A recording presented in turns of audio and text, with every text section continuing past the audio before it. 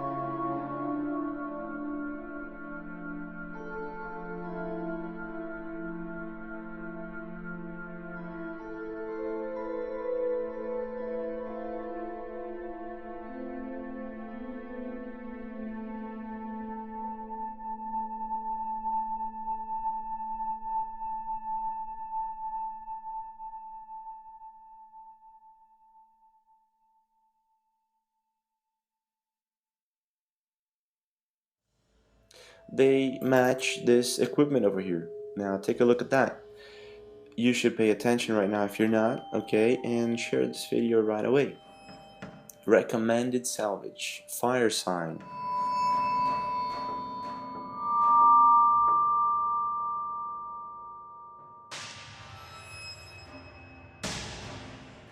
company document for the government, for a salvage campaign, for the Hillary Clinton's campaign. Is the Department of Defense and NASA have coordinated on a black book project under the code name Firesign.